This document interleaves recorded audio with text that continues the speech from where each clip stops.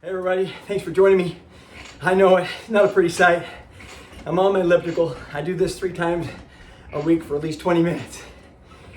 I want to bring you a verse from 1 Timothy chapter 4. Paul is writing his mentee, and he's trying to build him up in his faith. He's saying, hey, there's going to come times when Christians are abandoning their faith.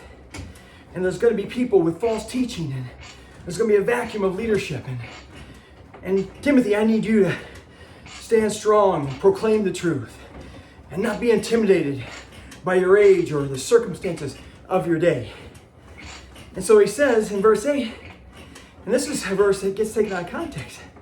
He says, for physical exercise profits little, but training for godliness profits much, not only in this life, but in the life to come.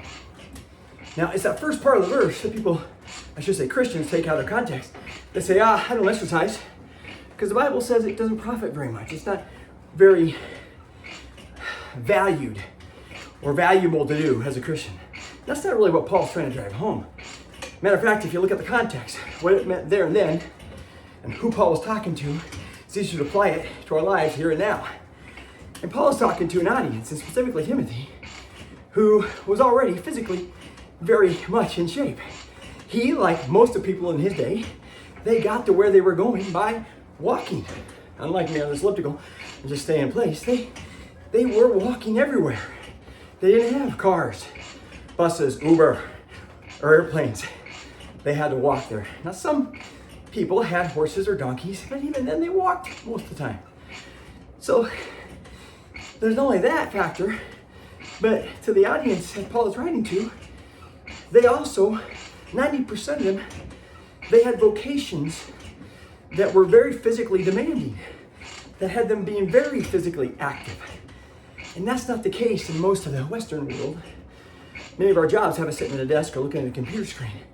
Now, you combine that with the fact that we can't be very publicly active, and many of us find ourselves not doing a whole lot of physical exercise. And that's why I just want to encourage you, don't misunderstand this passage.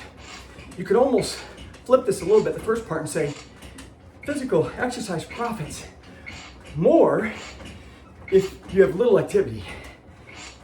Now, that's the first part. The second part is really the fantastic part. It's the why he brings in this metaphor. Even as you're seeing me do this, Paul is saying, but what profits greater is going to be you training for godliness. Train for godliness.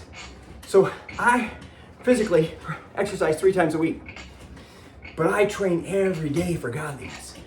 And I want to encourage you to join me in making that a priority. So come what may, regardless of what other people do with their faith, we're strong, we're in shape, we have our soul trained, and our spirit man is growing, and our faith is firm.